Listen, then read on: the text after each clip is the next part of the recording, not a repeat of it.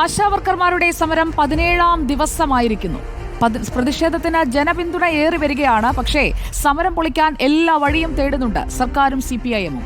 സമരക്കാരെ അധിക്ഷേപിച്ച് CITU നേതാവ് എളമരം കരീം ഇന്നും രംഗത്തെത്തി. ജോലിക്ക് ഹാജരായില്ലെങ്കിൽ പകരം സംവിധാനം ഏർപ്പെടുത്തുമെന്നാണ് സർക്കാരിന്റെ മുന്നറിയിപ്പ്. എന്നാൽ സമരത്തിനുള്ള പിന്തുണ ആവർത്തിക്കുകയാണ് CPI.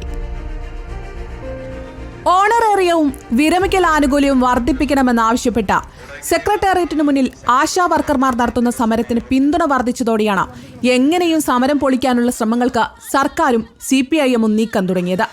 CITU സംസ്ഥാന ജനറൽ സെക്രട്ടറി എളമരം കരീമിനെ രംഗത്തിറക്കിയായിരുന്നു ഇതിനുള്ള ശ്രമങ്ങൾക്ക് തുടക്കം കുറിച്ചത്.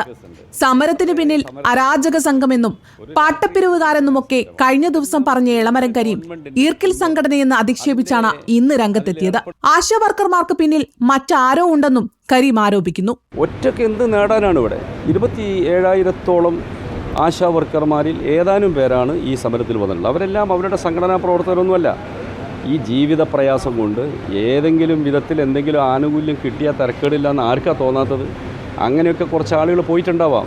അത്തരം ഒരു വിഭാഗീയ സമരം കൊണ്ട് ഒരു നേട്ടം ഉണ്ടാക്കാൻ കഴിയില്ല. തിരികെ ജോലിയിൽ പ്രവേശിച്ചില്ലെങ്കിൽ പകരം സംവിധാനം ഏർപ്പെടുത്തുമെന്നാണ് സർക്കാരിന്റെ മുന്നറിയിപ്പ്. ദേശീയ ഹെൽത്ത് മിഷൻ സ്റ്റേറ്റ് ഡയറക്ടർ ജില്ലാ മെഡിക്കൽ ഓഫീസർമാർക്കും NHM ചീഫ് എക്സിക്യൂട്ടീവ് ഓഫീസർമാർക്കും അയച്ച കത്തിലാണ് തദ്ദേശ സ്ഥാപനങ്ങളുമായി ആലോചിച്ച് ബദൽ സംവിധാനം ഏർപ്പെടുത്താനുള്ള നിർദ്ദേശമുള്ളത്. എന്നാൽ വിരട്ടലിന് മുന്നിൽ കീഴടങ്ങില്ലെന്നാണ് ആശാ വർക്കർമാർ പറയുന്നത്. സർക്കാരും CPIM-ഉം സമരത്തെ കണക്കറ്റ് വിമർശിക്കുമ്പോൾ ആശാ വർക്കർമാർക്ക് ശക്തമായ പിന്തുണ നൽകുകയാണ് CPI-യും അവരുടെ സംഘടനകളും.